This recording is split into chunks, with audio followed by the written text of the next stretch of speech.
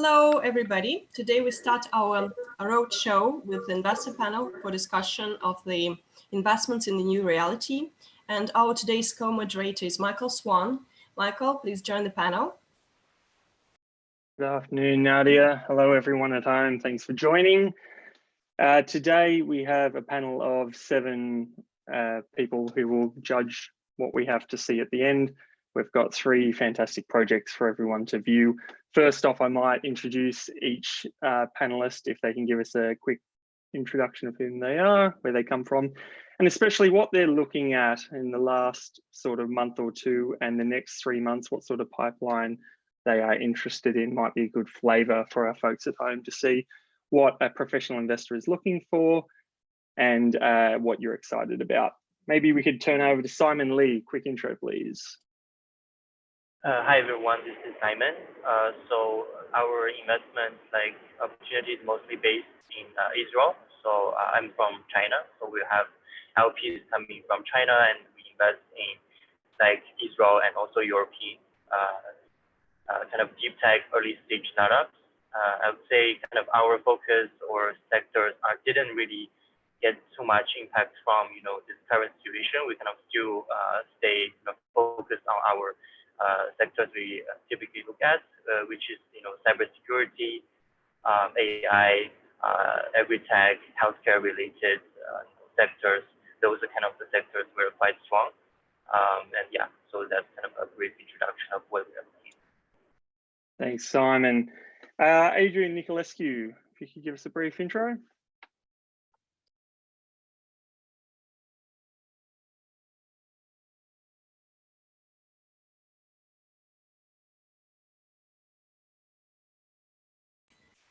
Adrian, we don't hear you.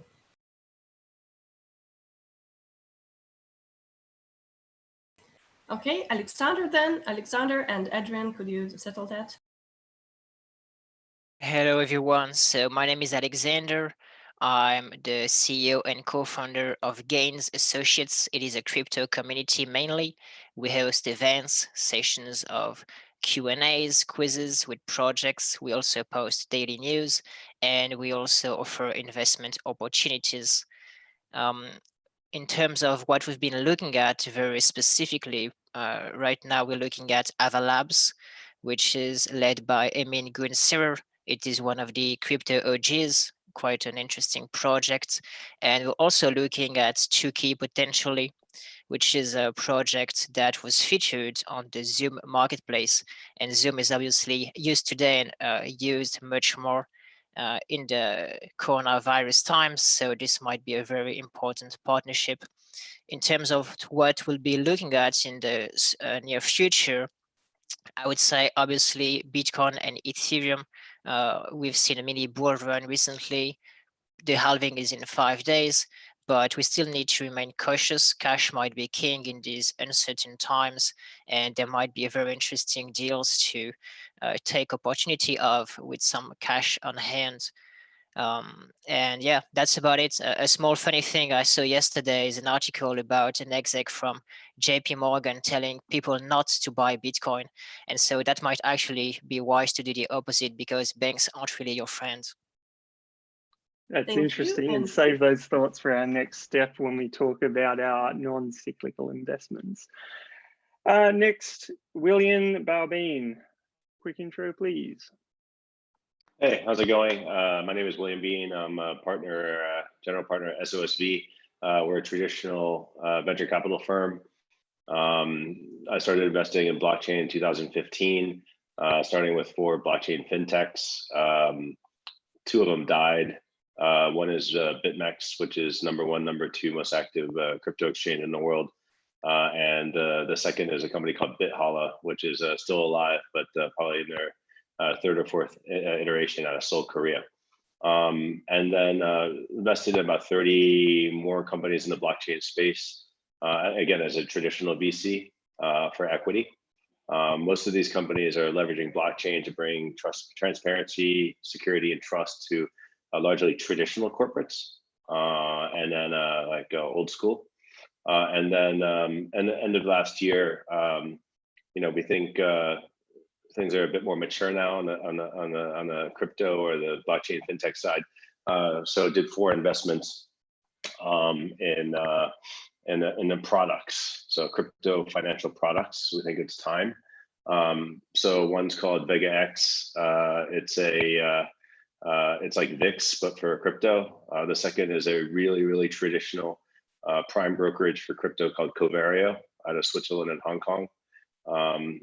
And the last 6 weeks, they haven't even launched yet. They've done 160, 170 million US in OTC trades and are now profitable.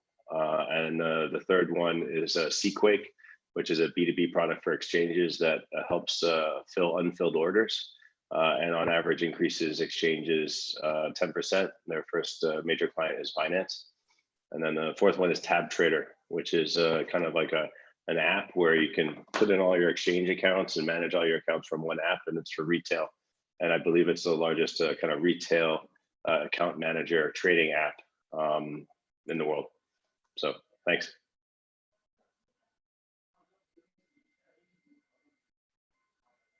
You're muted, Michael. Very sorry, I was on mute. Very interesting to hear your investments in custody and trading. I do understand Adrian has got his sound sorted. So Adrian, if you want to give us a brief intro. 1 2 1 2. Can you hear me okay? I can hear you. Oh, perfect.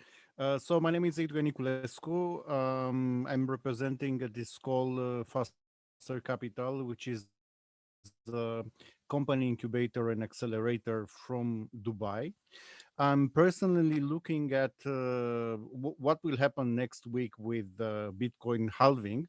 And also I have a second eye on what happens in the fintech sectors, which will be the winners and the losers in the next few months, because it will be a challenge for some fintech companies. By the way, Uber Eats, they will close the operations in Romania, which I believed it was a very good market for them. And as you saw yesterday, Airbnb, they are laying off 25% of their staff. So will be very challenging times. So great to be here. Thank you very much. Thanks for having us. David Galea.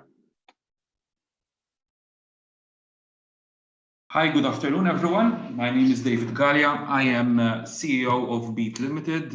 We basically provide technology advisory solutions, digitalization support to companies who want to move away from their brick and mortar business to move on to more innovative technologies. We have 2 streams, those companies that want to implement the traditional routes of technology, including ERP, CRM and BI, which are the traditional systems, but we are also focusing on emerging technologies, mainly blockchain, artificial intelligence and Internet of Things, how they interact together, and basically how these technologies could be exploited for the purpose of generating a competitive advantage for these companies. We focus mainly on financial services. We provide support also for the manufacturing sector and also for the energy and utilities sector. We see a lot of opportunity at the moment, particularly in the supply chain management for the implementation of blockchain solutions, which I think is highly appropriate for these type of activities, where we are integrating essentially different players in the supply chain, ranging from the raw materials, moving down to intermediate products and to finished products, particularly in 2 main sectors, mainly in the pharmaceutical sector and the food sector, both of which are heavily regulated, especially in the European Union. And clearly the traceability and the uniqueness of the transaction is vital for these industries to survive. So in my view, these 2 areas, particularly looking at the blockchain and also potentially integrating some technology associated with artificial intelligence to introduce smart contract applications to basically manage the decision-making process through an automated system, and integrating solutions, integrating hardware and integrating devices through IoT, basically enabling an environment where anyone can basically make a transaction throughout the whole supply chain process using a decentralized network. So I feel confident that this is the way forward, especially since during the current COVID pandemic, obviously, that we have unfortunately experienced during the past months, there are a number of industries which are being shaken up. A number of industries, including tourism. We've heard from the previous speaker, Airbnb is laying off 25% of the workers. We've seen many airlines grounding their aircraft on the ground. So tourism at the moment is at a crossroads and is not likely to recover in the very next immediate future. And there are other industries which are being impacted, like manufacturing, downsizing of workers. So clearly, technology has a clear path for success in the coming months, particularly since people are realizing that social distancing measures provide us with the potential to use technology in innovative ways to continue doing business as we go along. So any type of solution which manages the supply chain, which manages interaction between different people across the world, is bound to make a success in the foreseeable future. And this is what I'd like to see in the coming months, more and new applications that apply getting people connected and getting products connected together to deliver from one place to another. Thanks, David. And how about Diego D'Aquilio? Hi everyone, thanks for having me. My name is Diego D'Aquilio and I'm the CMO at Yang. Yang is a cryptocurrency startup which mission is to try to make cryptocurrency accessible to everyone. We started in 2019 by launching our first app called Stepdrop.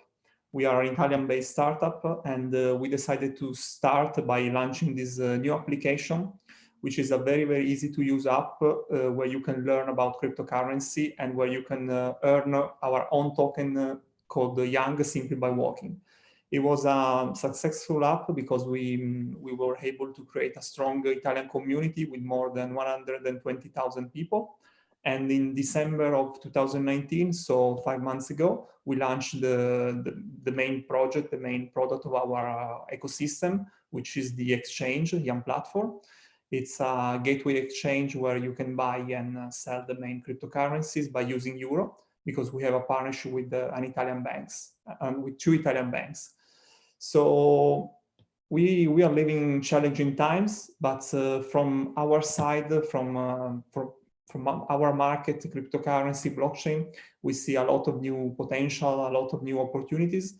For example, during the last 3 weeks, we implement a partnership with Helperbit, which is a charity blockchain startup. And thanks to this partnership, we were able to raise more than 6 Bitcoin for charity initiative here in Italy. So we see a lot of potential also for this kind of new initiative using the blockchain and using the cryptocurrency. So we are also close to the Bitcoin halving. So from our side, for Yang platform, for our market, we don't see a crisis in this moment. We see an increase of number of user volume. So we need to understand how this crisis will go. And but from our side, for the fintech industry, for the blockchain, for the cryptocurrency industry, we have a positive view for the next months and years. Good to hear. And finally, we'll ask Christos Hatjoullis. Could you give us a quick intro? Hi, I'm Christos. I'm Creative Director at Shroomstudio, and I'm a fully fledged blockchain evangelist, startup mentor, and also active consultant across several blockchain projects, very exciting ones. I'm particularly interested in Web3 decentralized technology, because as far as I can see, that's where the internet's headed. Blockchain offers, phenomenal opportunities, and I've got my eye on a whole range of things. A few of the projects that I'm working with are making inroads, highly disruptive bandwidth and domain allocation projects, which are kind of set to kind of mature over the next year or two. I find that particularly interesting. I think there's some other interesting things coming up. Obviously, there's a lot of talk about CBDC, central banks digital currencies, whether that represents a death knell or a blooming opportunity for crypto. I get the feeling that over the next year or so, we're going to see a lot of a new round of quantitative easing from central banks, especially with the amount of public money that's being poured into supporting economies through the COVID crisis, which provides the central banks with a perfect opportunity to introduce their own digital currencies, because with quantitative easing, you can then inject some of that cash on a purely digital ledger. So whether that remains to, how that pans out remains to be seen. I'm fairly optimistic about where technology's headed. I've always had a keen interest in futurology. So for me, I'm always kind of looking ahead, especially with the work that I do as a consultant. Projects that I'm working with are particularly interesting, and I think if you're looking at some potential game changers, open crypto trusts, blockchain as a transport, which potentially will render VPN defunct. They've very cleverly worked out how to use public internet to create highly encrypted tunnels.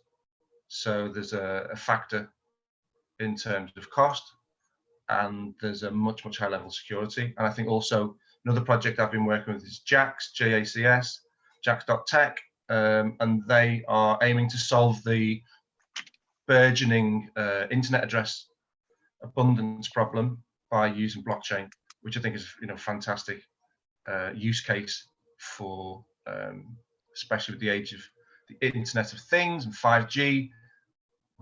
We've known for years that internet addresses are running out, and blockchain, the way they've constructed their software, you can pretty much give every grain of sand in the world its own internet address. So exciting for me. I think other things to look out for are medical technology, which is also using blockchain and AI together. And I've seen some phenomenal kind of results in things like cancer testing, which is very highly accurate compared to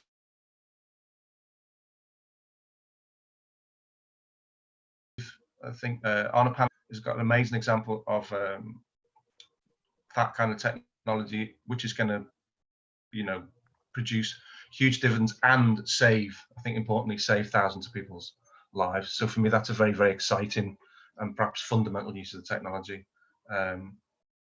We'll get on to, I think, what's going to bomb maybe in a little while. But where I live in the southeast, we've just heard the Gatwick Airport, which supports hundreds of thousands of jobs.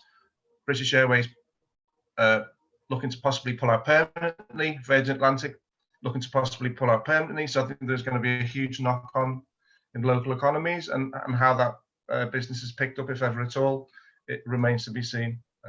So a slight tinge of anxiety about our local economy, but I think going forwards, I'm very optimistic about how technology can pick up the holes in how people have changed just in the last few months from working from home and keeping a social distance. I'm a little bit worried about Amazon taking over the world of retail, so we'll also remain how that's how that. So look, you've touched on the pandemic, Christos, and I think that's really the focus of our first panel question. And to frame what we're thinking about here, it's always good to think about the duration. We know what we've been through, but the big unknown, and I guess this is a time for everyone to have a speculate and a guess maybe, how much longer do we have to sit through the current state, the lockdown? And I guess, how deep is the damage? So you've touched on airlines there, the most obvious candidate. Anything with a real estate or commercial real estate angle is obviously suffering, models like WeWork. How deep, have we seen the depths that we're going to see and it's onwards and upwards from here?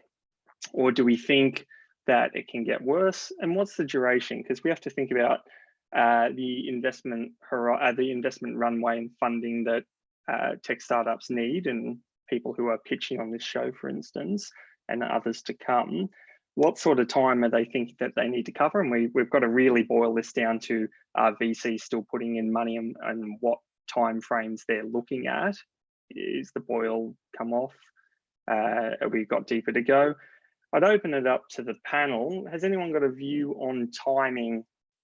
I know that this is how long's a piece of string, but especially the VCs, have we got views from investment committees on what we're banking in this sort of lockdown phase that much of the world is in right now? Do we have general period in months, perhaps, that we're seeing bandied around? Has anyone got a view? Hands up.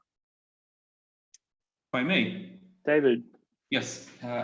Basically, I think there are a number of things that we have to consider. One is whether there will be a second wave. So that is something that each and every country is looking at, especially since some of the social distancing measures are being relaxed in different countries. Are we going to see a return of the virus again and increasing the infections in the foreseeable future? But I think rather than talking about the duration, I think we should talk about changing the lifestyle to fit in with what we are experiencing today. Because obviously, like other viruses, and this is obviously a discussion which is more of a medical discussion than an economic discussion, typically they are recurring on an annual basis. So until such time we get a vaccine and a cure for the virus, clearly we'll need to practice specific social distancing measures, which has a number of impacts. One is clearly economic, where we're seeing many countries experiencing a drop in their gross domestic product for 2020. And this hits hard industries, particularly which are income elastic, like tourism is the obvious one, but we've got others like real estate, we've got industries like the jewelry sector, the luxury sector. All these sectors which are income elastic will tend to be impacted. But there is also another aspect, which is a new style of living. So, for example, if we were accustomed to travel to attend physical events, now we're holding online events. So even post-pandemic, since people are now used more to this type of approach, will we be returning back to organizing many physical events, or are we going to stick to a model whereby having online events works? Alternatively, different offices. We are used to physical office space, people working in a physical office space, which costs money. Since now we have developed systems, we have developed customs to work from home, how feasible will it be for companies to invest a lot of money in real estate in comparison to getting people working from home, now that we have already a model? So there is a social aspect to it, that people get used to new norms in society induced by the virus, which not necessarily will they be reversed once the virus disappears. So I think a number of changes are there to stay, in my view, particularly in the next couple of years. And it will take some time for the economies to recover. But clearly, industries which are in the technology sector, in my view, are well positioned to take advantage of the situation. A case in point is esports, for example. At the moment, we are lacking, obviously, sporting events because of the pandemic. So there are no sporting events. The European Cup, for example, has been postponed for next year, and several other tournaments have been postponed. So is there space for esports to be practiced more and to show esporting events instead of live events which are happening in a physical space? This is just as an example. And this in parallel ties in also with the betting and gaming industry, because due to the downfall of the sports industry, clearly the gaming industry had a lower portfolio of events from where they can get betting income from. So can esports temporarily replace, for example, the physical sporting activity, and can this lead esports to an unrivaled growth, which is there to stay? So I think these are all considerations that one has to make in the equation. That's an interesting point you make regarding the dynamic shift that we're going to undertake as a civilization. And I guess tying this back to the topic and the reason we're all here today, from an investment perspective, are we likely to see greater interest from investors in countercyclical investments? If you presume perhaps 20 years ago, if this sort of pandemic occurred, everyone runs to standards like gold, for instance.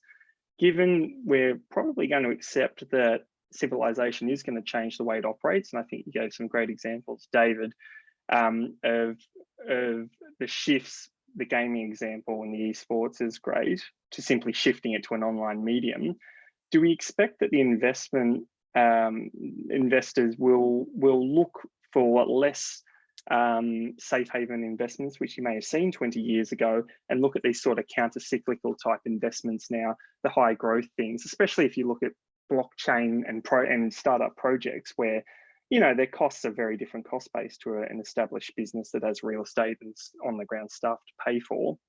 I wonder, does anyone else in the panel have a view? Is there going to be a shift more towards these sorts of investments, just given that we accept civilization is going to be quite different when we get past this, and therefore that investors are now still looking at investments you typically would not when you're in such a recession? Do we have any views? I actually want to follow up on what David was mentioned, but actually my view on your question is actually no, because as I think David mentioned, there's a couple of sectors kind of benefited from this pandemic: esports, telehealth, work remote, and these are the trends that we already seen even before the pandemic started. So my view on this is kind of this pandemic or situation simply kind of accelerated these new technologies to kind of get to what they're supposed to be. But as every new technology, there are some setbacks, preventing them to take over. So this is just kind of a chance to give them to kind of accelerate the trend is already there. But I don't think the investment is going to go to kind of the technologies or the sectors that are not even a trend, just to simply try to be answering this trend. Or I don't think this pandemic is going to really change the way the investors think about things. It's just kind of, I see it more like an opportunity to kind of give these technologies a way to accelerate, and that's kind of why in our kind of investment that we decided to not switch dramatically our investment strategy or sectors, because if you really look at the long-term kind of trends, these didn't really change too much. And also, I think to the first question, I really agree with David. I think right now the uncertainty, number one, is indeed if there's going to be a second wave. That's going to kind of really game-changing thing that we need to kind of we need to wait and see, basically. But let's assume there isn't a second wave. I think another important factor is, I think the geography is a really big factor here, because where I come from, China, right now basically it's the first country that started the whole virus situation, but now they're actually back to normal. But where I'm sitting right now in France, it's kind of the peak still. So I think that in different countries and regions, they will be coming back to normal in a different pace, depending on kind of when do you start the pandemic and kind of how the government is taking measures to control it. So I think differences between geographies are also going to play a quite big role. I mean, if you're a regional investor, it's going to really change a lot for you. But I guess in that case, if you're a global investor, that you can kind of balance different regions, then the influence will be relatively small. So is it fair to say that we would imagine, and I guess the rest of the panel who are in the investing industry can comment, that the books are still open and we're looking for equity investments, but the opportunities need to fit the landscape that we are now seeing and the constraints that are upon civilization? But the reality is, if there's still a good growth story, that the buy side accounts are still open for equity? yeah, I would say that would be the case for us. I might give a little insight on crypto specifically and raises in tokens, not equity. I would say we're actually kind of an in-between period, but it's still quite hard. So many projects are running out of funds. Obviously, many projects raised in ETH, right, in 2018 when ETH was very high, and many of them were too optimistic about it. They held it and their reserves just burned. And this was like also a huge constant setting pressure on ETH because these projects had to pay for their operations. So anyway, you know, many projects raised 10 million and they ended up with 2 million, and they spent these 2 millions during the 2 years. And so many projects are actually on the brink of just bankruptcy. At the same time, there are still investors, but these investors right now, they're not retailers. They need to have more money, you know, be calmer, more calm, because it's not for much time. They need to have a longer time horizon. So still investors, but they're much more picky. So yeah, it's often in the down times, right, that the money is made when you take hard decisions and risk. But usually the people who invest there are people who have money and who can withstand the risk. So they're not the retailers. So, and I would also say we're in a global shift right now regarding the regulations for crypto. People and countries are trying to find their footing. For example, we've seen Telegram, they did one of the biggest ICOs, right? $1.7 billion. They issued a refund for those who want because they had many talks with the SEC.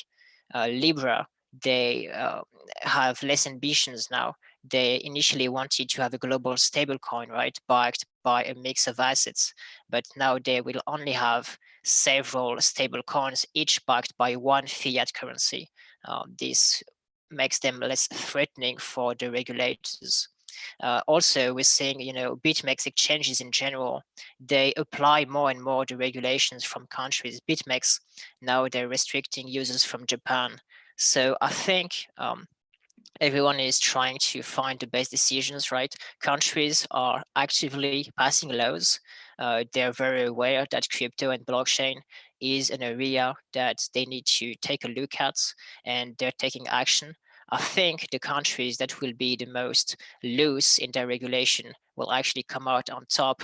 I wouldn't say, you know, too much protection and being too tight is going to really hinder investments and growth. So yeah, I think there are opportunities. Investors, sophisticated investors still are invested, but people are careful for sure. Okay, so I think the message we're hearing is the people in the business and who can withstand the living through this, their accounts are still open and looking for good deals that fit the geography and the macro of what we're all living through. That is encouraging, and I think in that vein we should now hear from our pitch contestants. Today we will hear from 3 opportunities. The judges, as always, will score each, and we will have a Q&A session for the projects at the end, and we will hopefully derive a best presentation, best project opportunity judged by the judges. The first off the ranks, we have XR Web. It's Manindra Majandra. Manindra, are you there? Are you ready to roll? Yeah, sure. Yeah, let me just try to share my screen then. Thank you. Wait a second.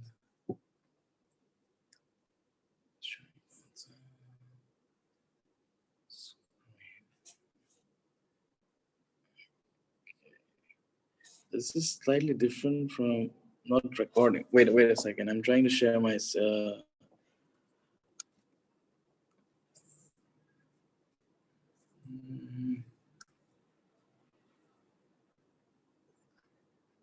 Are you a co-host? Okay, you need to authorize him as a co-host. Yeah, probably because of that. Yeah, because I don't see. I don't. So when I say you might need screen, to authorize him as a co-host so he can share his screen. Yeah, I've been spending a lot of time on Zoom.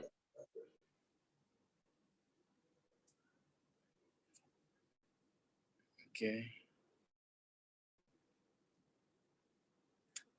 Or let me try something. Yeah, I don't. If you're stuck, Okay, we let can me come try to the something. next project. You're okay? Okay. Okay, give me one. If I try start broadcast. Okay, do you guys see my Gmail? Yeah. So let me see if I can.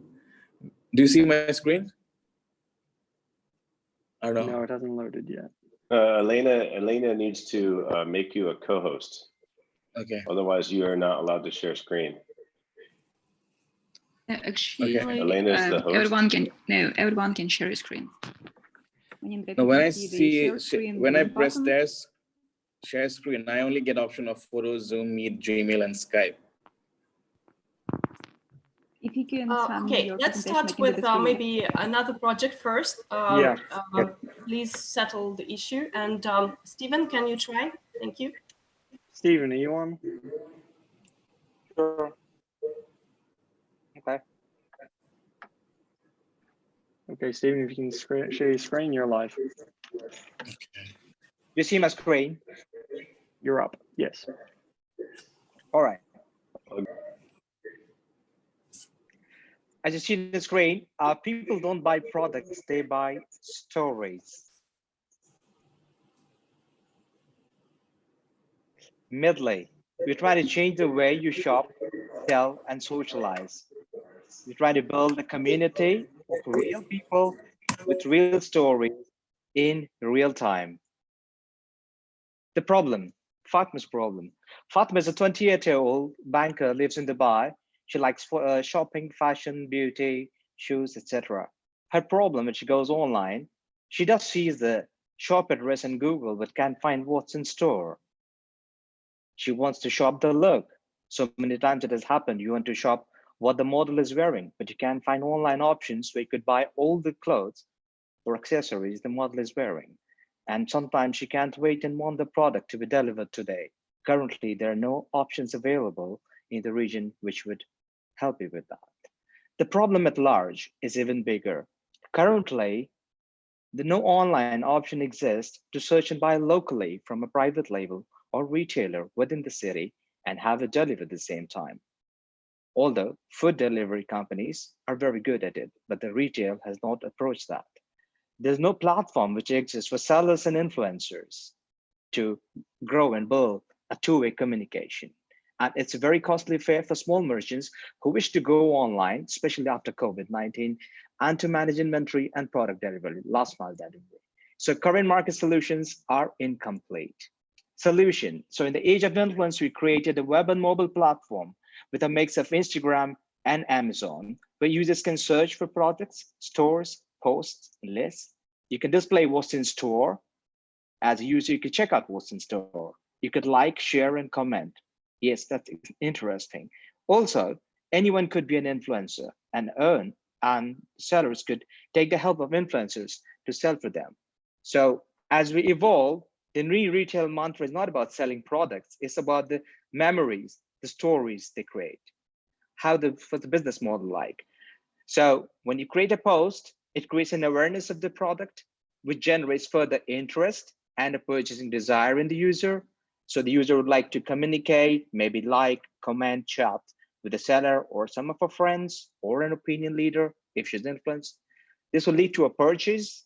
And when you take the purchase and share, it leads to more awareness and people will come to know more about the products or service that you're trying to buy. So this is the model that you're working on. How do we make money? We charge sellers 10% commission and a subscription fee. So our main source of revenue is orders, subscription, and the future potential of advertising and promotion.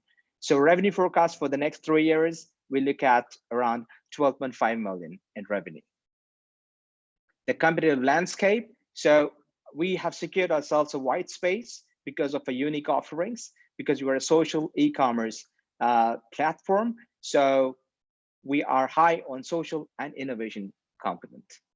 As compared to competition, we stand apart in terms of local e-commerce platform for retailers, promotion channel for retailers, omni-channel, phase 2, a seller rating and review, of course, a loyalty program, which will offer to the sellers, which would be a big thing, kind of enterprise platform, and social features, likes, comment, and share. Is there a market? Yes, total markets available size is around 253.2 billion. And our current target market, where we plan to start from Bahrain, is like 2.2 billion. Market facts, 40% of the GCC population is around, they're all millennials, and millennial buying habits, 61% by fashion and 55% by electronics online, and with an average order value is pretty high in terms of fashion, which is close to $400. Market validation, and there's a forecasted CAGR of 28% for the MENA e-commerce market, as compared to the contrast of the retail sales of e-commerce is just 3%. So we see a huge opportunity. And the product, discover items, post stores and list, follow and explore influencer stories, shop the product, check out seamlessly wherever you are, and share your experience and earn. So we've already raised around 200,000, and we're looking for another 100,000 to go live beta. We're at that stage actually, so 8 to 10 weeks maximum.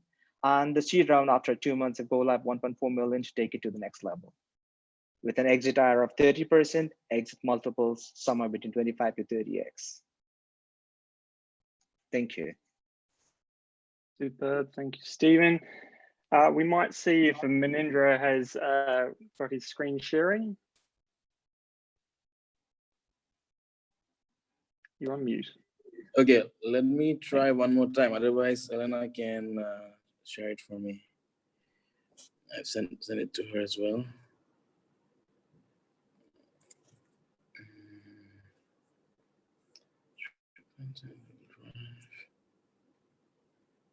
Okay, I think it's best if Elena is sharing. Elena, are you there? Oh, okay. Yes. Okay, so you guys see my screen now, yeah? We can see. Okay, I'll just say next, and Elena, you can change. So hello, everyone. I'm Manindra, founder CEO for XR Web. I'll take you through the opportunity that we see. So basically, if I have to describe XR Web in one line, it's blockchain for the physical world. We are trying to put physical world, physical locations into a blockchain, make it programmatically available, and compute and store and display for all sorts of physical data. The next slide. And obviously it's a blockchain project, so we're doing it through various smart contracts. It's built on Ethereum for the blockchain part, and there are several dApps that we are building on our own, and there is an SDK for other people to build on top of it. Next slide.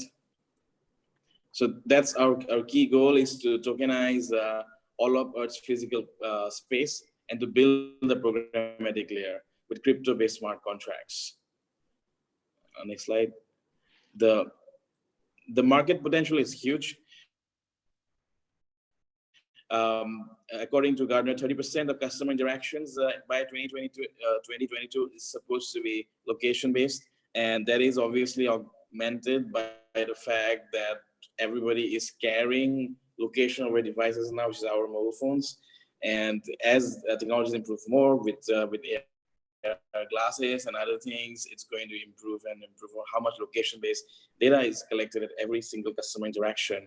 And there's opportunity for new applications to be built, and the stack for the new application, as we know, Web 3.0 is the blockchain way of doing things, storing data, recording transactions. So we are kind of primarily positioned for that next future, where location is as key component of our day-to-day programs. Okay, next slide. So in terms of the products that we are working on right now, so we have what we call the XR Web Browser. So this is actually, so there will be mobile apps as well, but currently we have also built something that you can just access through a mobile, through a mobile browser. an experience which uses turns on your camera through the browser, and it activates the geolocation and it's connected to a smart contract. And so people can build apps on this, and what would happen, that can be as simple as storing various assets by specific locations to actually programming various interactions on various locations. The first product we are building on ourselves on this XR web browser is based social media to share things around the world and connect. And also we are doing a partnership with Steam, with the Steam's the social media and blockchain on this AR social media. And I'm happy to share a link for the beta with rest of the investors as we go. And the main way we're monetizing is we are also having a self-serve AR-based advertising platform on this augmented reality social media. Okay, next slide. But beyond this, there are many things that could be built both for consumer as well as for enterprise solutions. I think one of the panelists, David, already said there is supply chain, and the way that is programmed is going to change a lot, and blockchain will be a key part. So a lot of those things can be on XR web, as well as a lot of consumer elements, whether that's shopping, to ride sharing, can be built. A lot of this can be actually built on blockchain with our smart contracts instead of having very large corporate enterprise around them. Okay, next slide. So the key way that we are monetizing, at least for now, is that all the augmented reality social media and the advertising would be the main revenue generating apps for now. And then we will we'll open up the advertising to anyone else who wants to do the AR-based advertising world. The revenues from this are then shared actually with the XR token holders. And then there's a transaction fees on the movement of XR tokens. Okay, next slide. We have a full-blown team. We've been working on this for around a year, but we have right now products that are semi-live, I would say. We're planning to go live within a month or so. We have a large community of more than 20,000 people, and that has helped us in testing and building these products. So I'm really excited on where we can go from here. Okay, next. And so this is the first product that's coming out, the social media app, as I can see. But I think it's the social media and advertising space for AR is very, very exciting, and especially as people start going out again, I think there's a lot of things that can be done, and a lot of things, including AR-based shopping and other things, can be added as a secondary layer on this basic platform, a platform of not just the blockchain, but also the Unity SDK that interacts with the phone's camera and connects the blockchain. A lot of things can be built on top of this. Okay, I'll skip. So token flow, like there's an XR token. It's really, there's two parts. One is it helps in building the community, and it gives the developers to build for the XR web. This will take me some time to explain, so it's not in 5 minutes, but essentially that is how we plan that. That both developers and the community and the users, they are all in stake on this new XR-based community, and everybody has something to gain. So a three-part ecosystem, I would say, between the users, the developers, and the community is what I think will ultimately make this work. We are, next slide. You're just over Manindra, so if you can make your way to the capital raise, please. Okay, so I'll just say the capital raise part straight away. So currently, we have done, we are in the process of a token sale. And we are also now doing an equity raise with accredited investors. We want to raise $2.5 million, and there's 10% of equity and 10% of our total tokens for $2.5 million. And that also with the tokens, that also gives you right in terms of we have a market making team that's with the listing that also helps you as a help in the process of managing your tokens if the investors want to avail of that. There's a safe note for now, but if we get a large investor who can take up a bigger round or bigger lead, then we're happy to look at it as without a safe note but an equity round instead of a valuation cap. So 2.5 million for 10%. Thank you. And that's the answer. We're out of time, so we'll move on to ML with WeBuy. ML, if you're ready to kick off.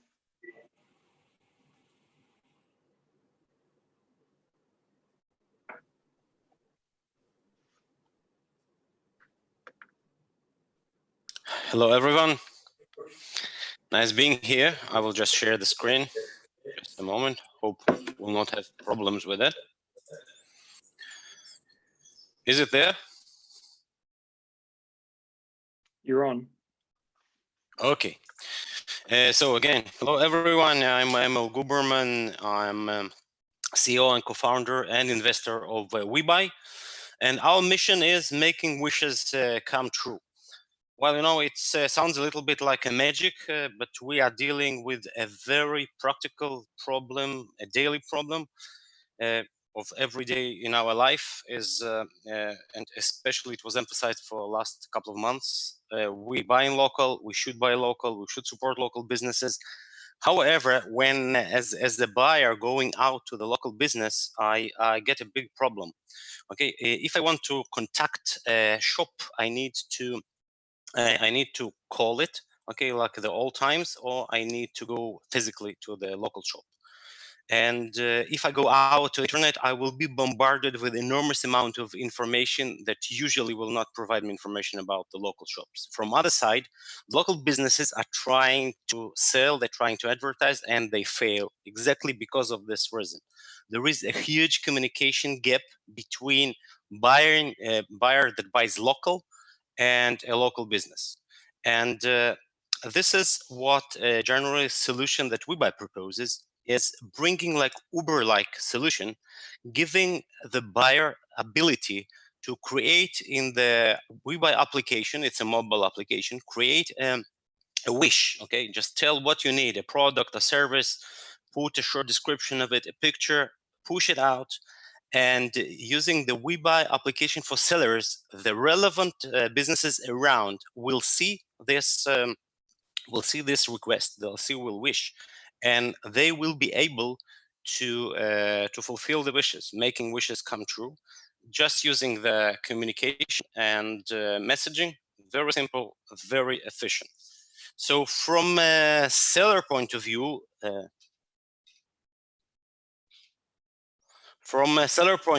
advantages are huge, okay? Because the seller gets on-demand targeting tools. They see direct potential business, and in general, they just get a hot lead on their mobile phone. And of course, from the buyer's advantages are even bigger, because buying local, we get the advantages of online purchase and leaving the look and feel. You can go to the store afterwards and complete the purchase. We add the community and social network effect, so you can consult with people around yourself. It is a huge time saver. You can just with one click communicate with a number of stores.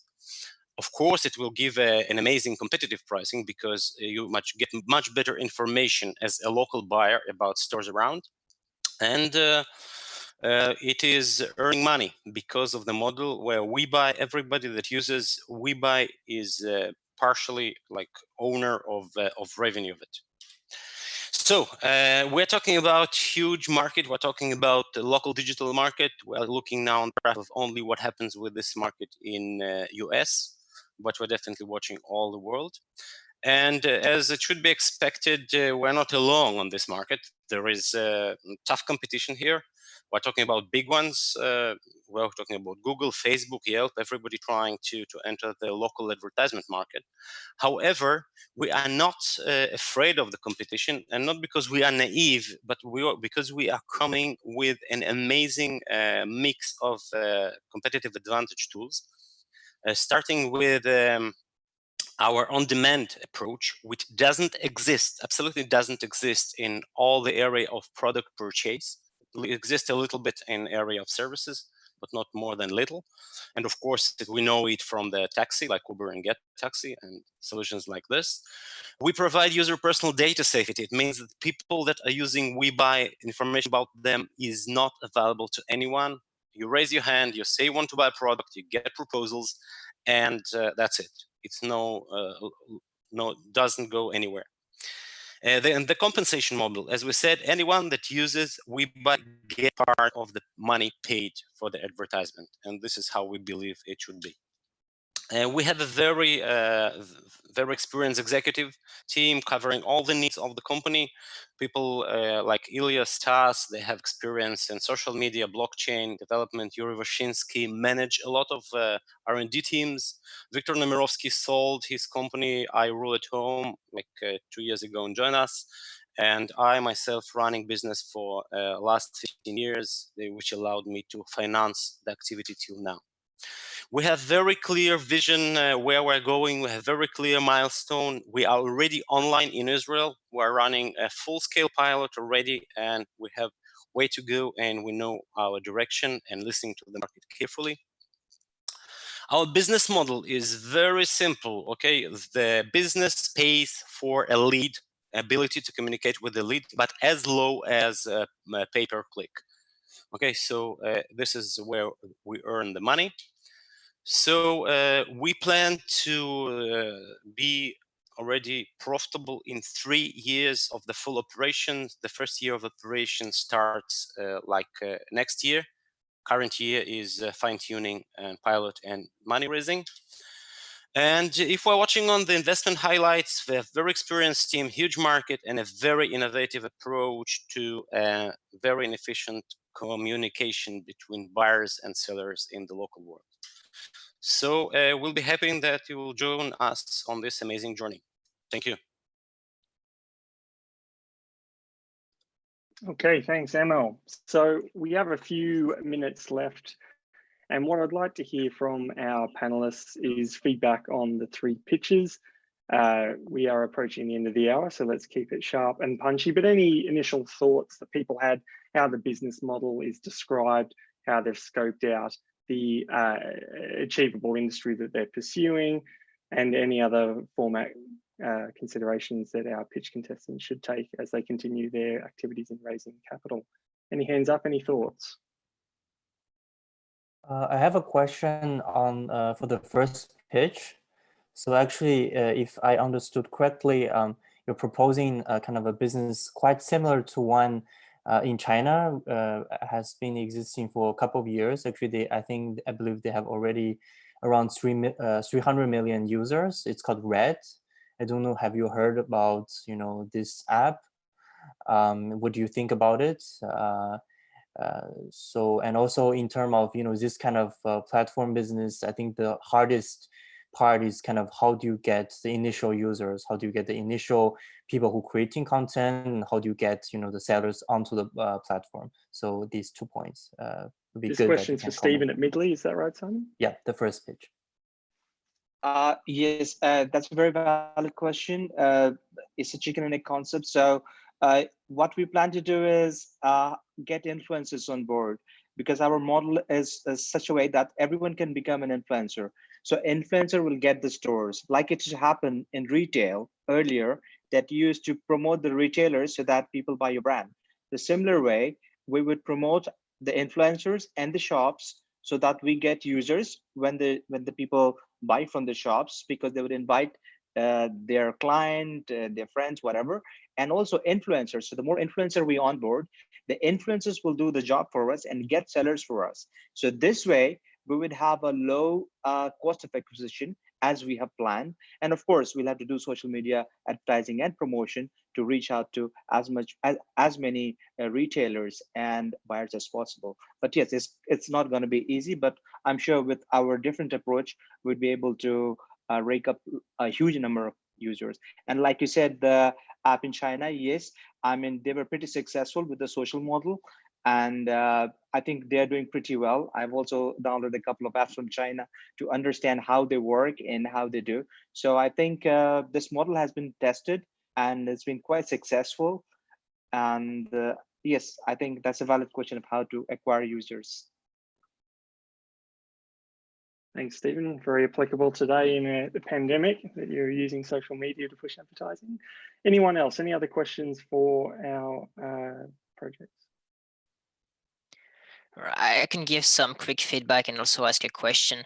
I liked the presentations. I liked the first catchy sentence, Stephen. I also liked the overall vibe of the presentation, which was very concrete and to the point.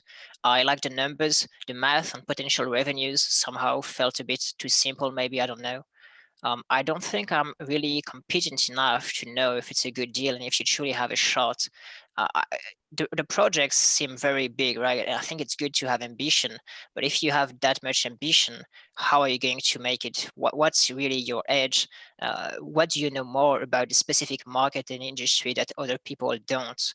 Of course, that might be for like a more private conversation because you don't want to reveal like kind of secrets to everyone.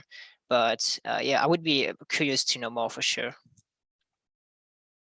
Yes, I would try to elaborate as much as possible. The thing is that the big players, for example, eBay, Amazon, they're also in this market, but not as much as you'd expect them. And like we did the analysis, the retail share of e-commerce is just 3% as compared to 15-16% in the more advanced economies like UK, France, Germany, and the US. So there is a gap. So okay, so we can start on in the next couple of years, of course, we will have a certain amount of market share. And for the bigger companies to adopt our model, for example, they would not like to change their strategy because they already have a huge market share, lion's share of the market share, and they will not take us as a competitor. So that's the second point, that we feel that these big companies would not come after us because we have a total different market segment that we're targeting, the millennials only.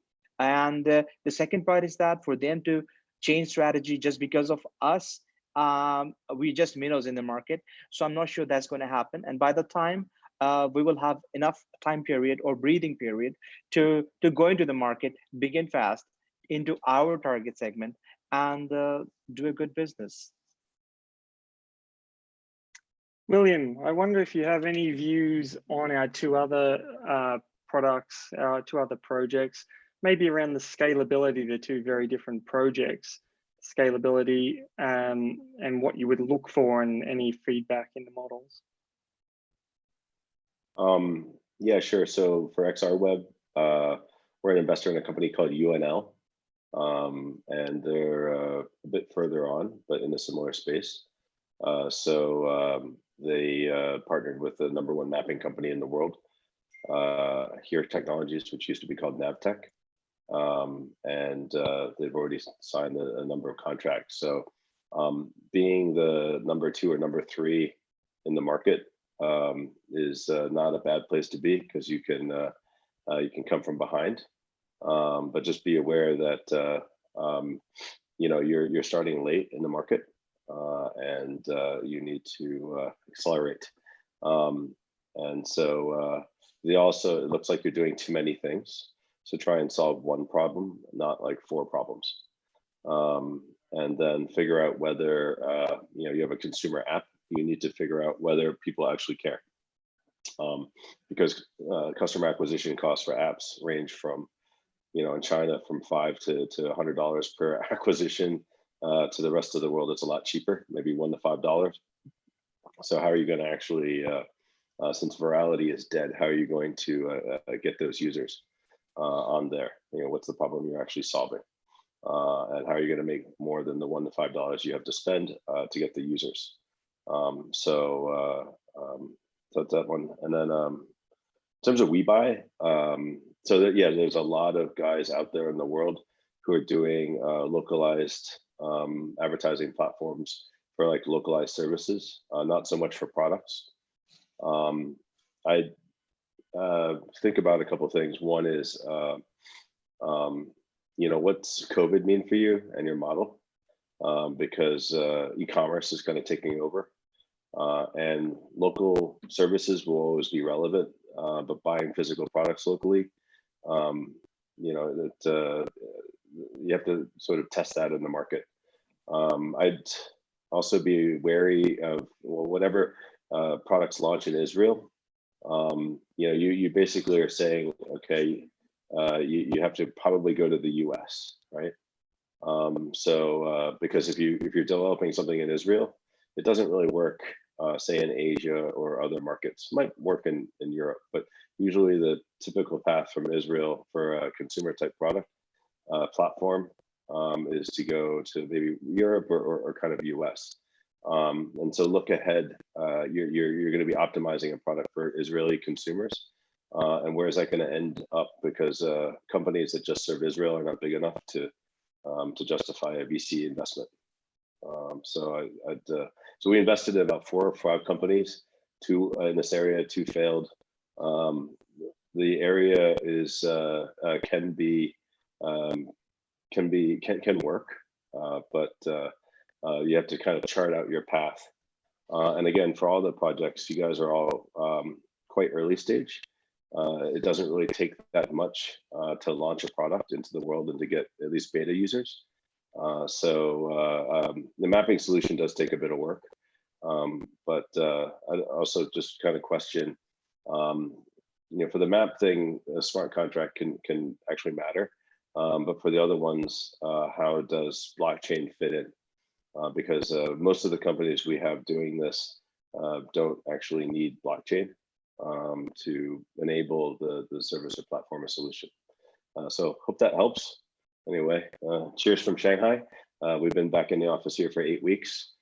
So there's a life after COVID. Good to hear, William. And well, did you have a comment regarding the scale up of the business beyond Israel? It looked like you're about to say something. Do you have a next market to jump to that you would like the panel to be aware of?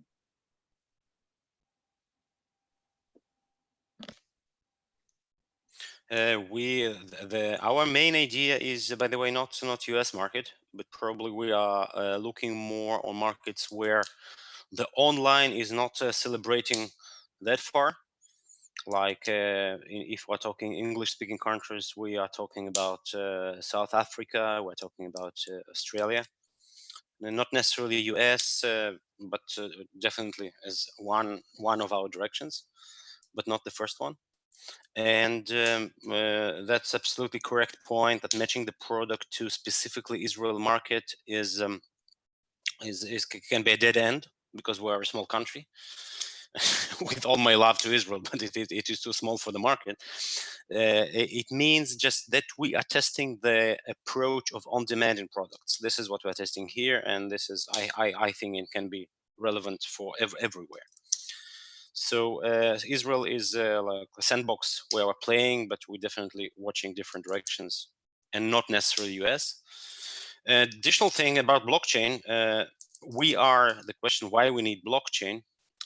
We are creating a shared economy model where people really get revenue from WeBuy. It means that if you invite store on WeBuy, each time it pays, part of the money goes to you. And we are running on Stellar network, not on Ethereum. We don't have like direct smart contracts, but we need to use blockchain for the real need, why blockchain always needed, to solve trust problem. If we as a company provide somebody with promise that it owes like 10 stores on WeBuy, we want it to be stored on blockchain. This is one of the main reasons why we need it. Okay. In addition, it gives us also payment system that can be transparent and very quick in the international, because we transfer money to our users, and later on they can convert it to local currencies. That's my answer. Thank you.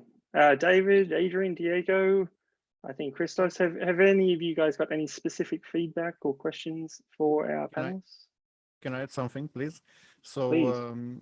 I believe that one of the most important changes during this crisis, and by the way, the crisis is nothing else but a crossroad, as long as we are staying healthy, of course.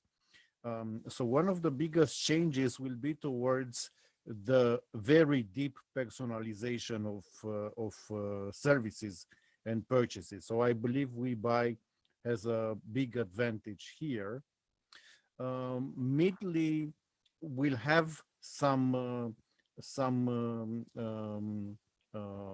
hardships in onboarding, especially small influencers, because the small influencers, if you read a lot of articles, they have a lot of hardships during these periods because they are not able to earn an income, and there are many articles about them, and even with middle influencers, they have their incomes wiped out, and it will be not easy to onboard influencers for this platform, but the potential is there to let influencers sell for you.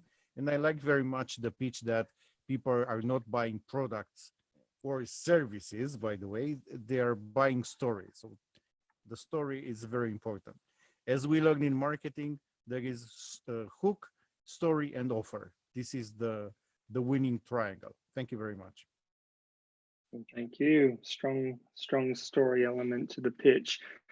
Do we have any other comments? Diego, Christos? I'll certainly add something. Please.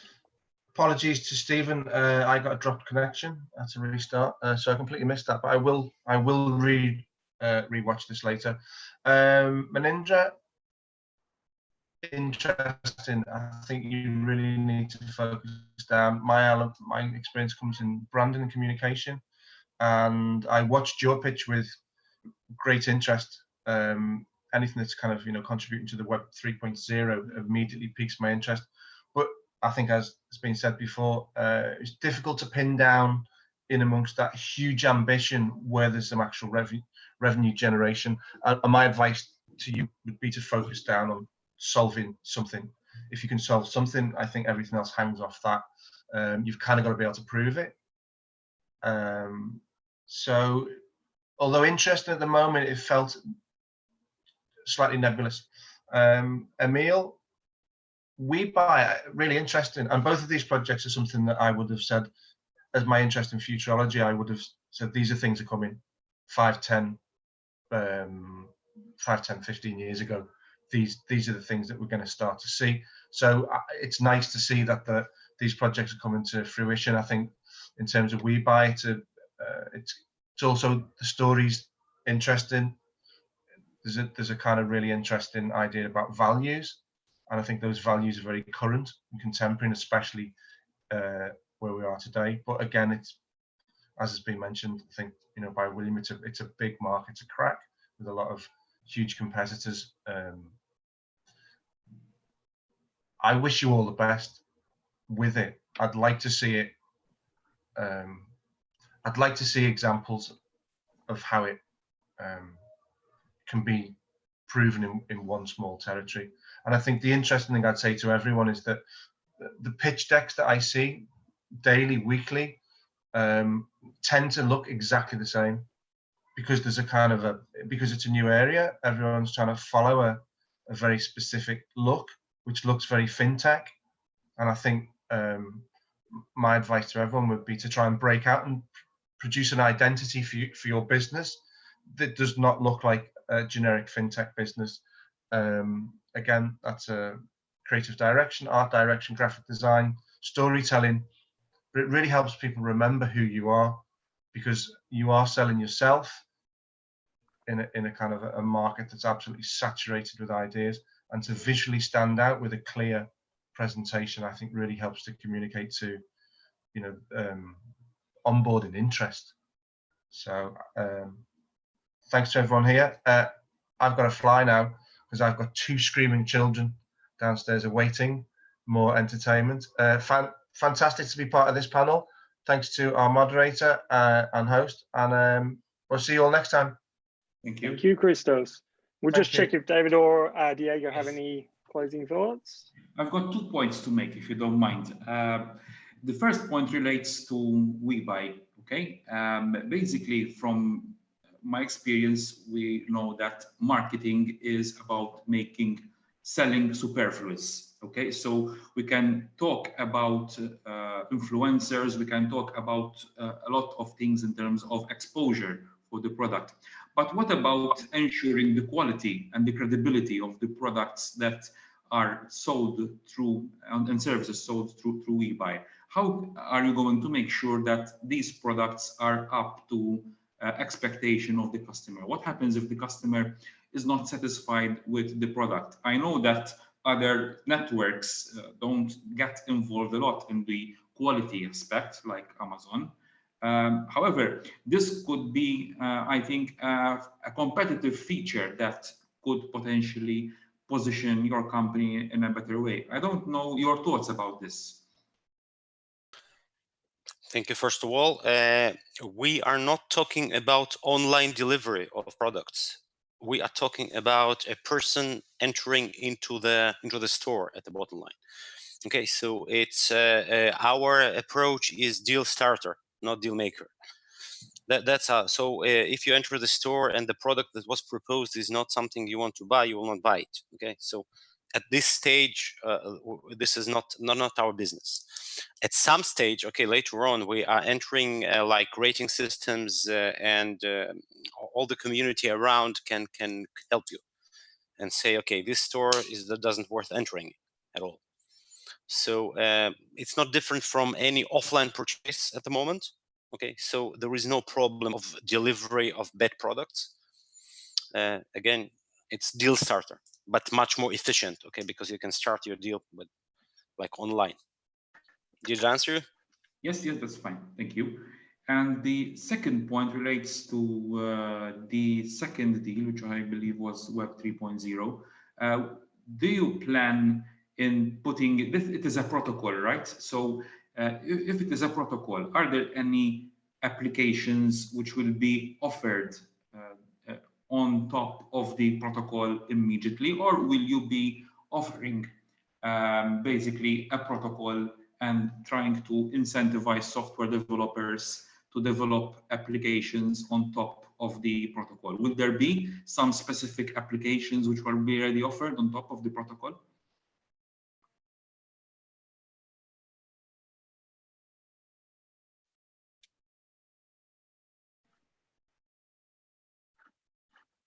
Hello?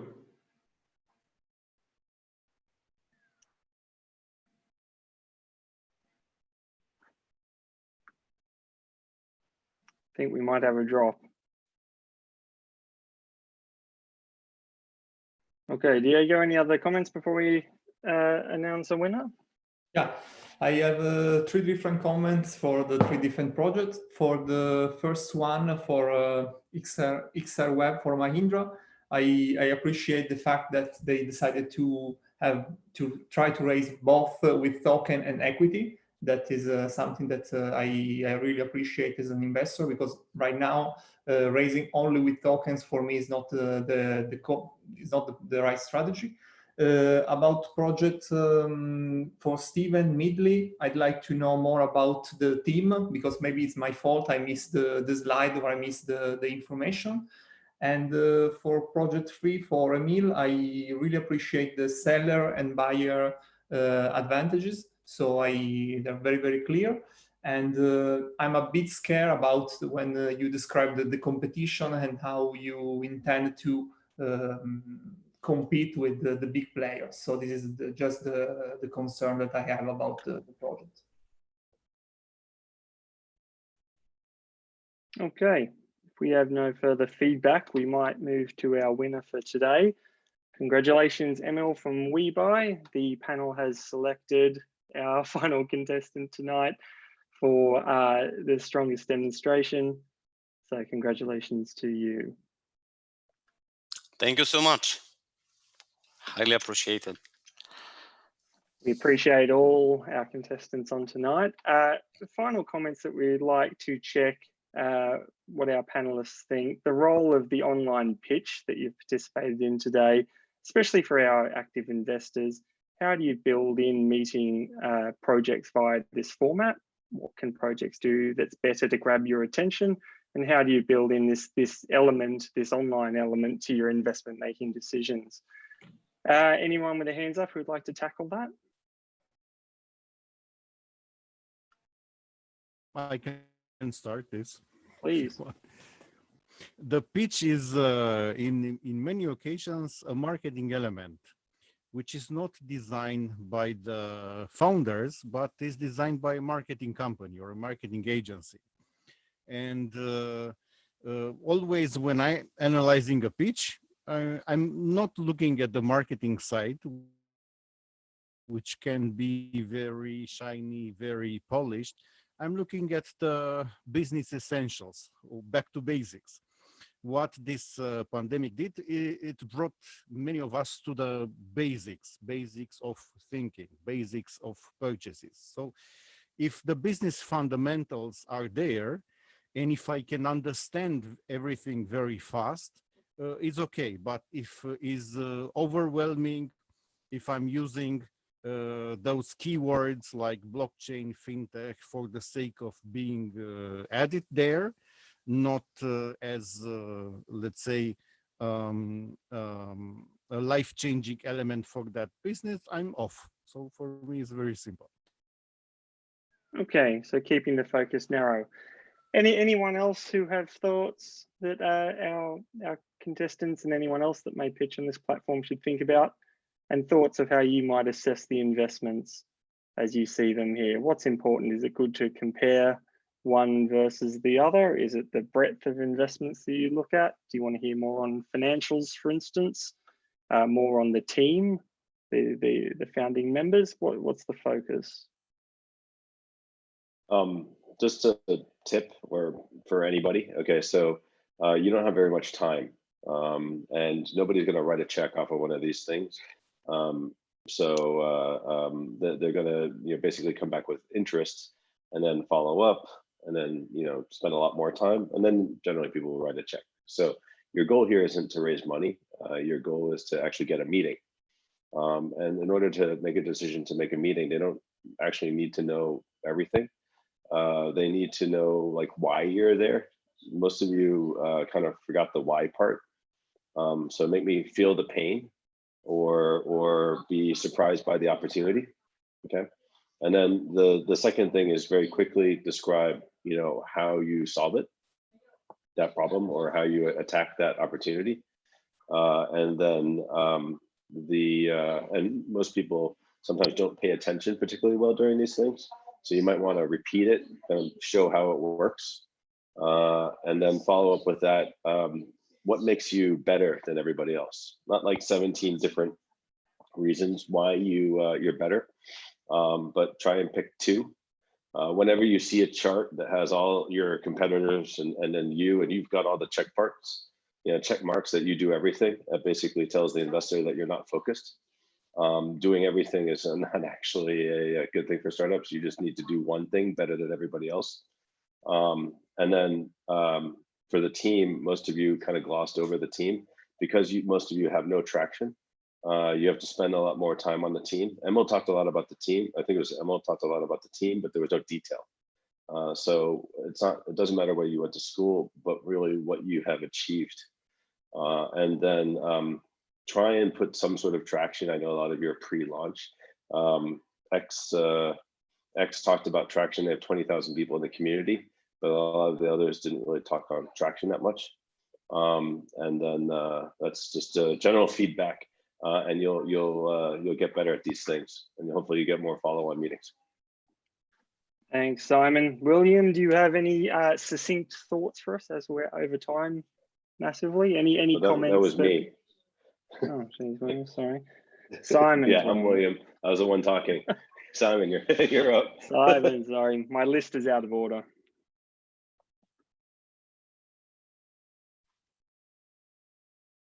Simon, any thoughts? Yeah, sorry, I think I was mute. Yeah, I think one part I really kind of would like to see more, and as William also mentioned, is the team. I think at this early stage, I agree. I think Emil did, the best job kind of highlighting the team and kind of the relevant experiences. I think that also kind of played a big part why, he's a winner of the day, because I think at this early stage, we want to see, of course, the first 2 parts that William mentioned, but also, why you guys are the right person to do this project. What are the relevant experiences, for investors, to trust you're the right team. So I think that's the part I would like to see more. Superb. David, any quick thoughts, focuses for these formats? I agree with Simon that the team is fundamental, especially at the early stage. And potentially a bit more about similar services or the main competition that there is in the marketplace. I think those are the two main areas that I would like to see during presentations that are given by the contestants. Superb. Alexander, any thoughts? Yes, I agree with everyone, and I found William's thoughts very interesting. The pitches, they were interesting, pleasing, but not that exciting, right? It didn't really push me to taking any action. Maybe it would need more personal conviction. Also, I would say keep it very simple, straight to the point, and rehearse, right? Like 5 minutes, you can nearly learn it by heart, right? No stuttering, be very precise on the words you use, be very impactful. And again, I would emphasize about the team, right? I would like to know more about yourself. What are you made of? Who are you? What have you done before? I have really no idea about who you are, and we need to relate to people. So I would say focus more on that as well. Yeah, consistent thoughts about the team. Diego, any other comments? Yeah, I totally agree. At this stage, the team is everything is the most important part. So I think that Emily won for this reason, and I also think that in 4 to 5 minutes it's quite impossible to try to raise money. The only thing that you can do is to try to attract the attention of the VC, of the angel investors, and so it's important to be more focused on the very important part, key of the presentation. And I agree with Adrian. Sometimes using blockchain, fintechs, buzzword that they don't need, it's something that you don't have to do. So yeah, so the feedback's pretty consistent for everyone, for our projects and everyone watching at home. Keep your pitches very narrow and discreet. Don't try to do too much, and focus on the team and what they've done in their lives and what value they can bring. We are over time. I thank all our judges for joining this evening.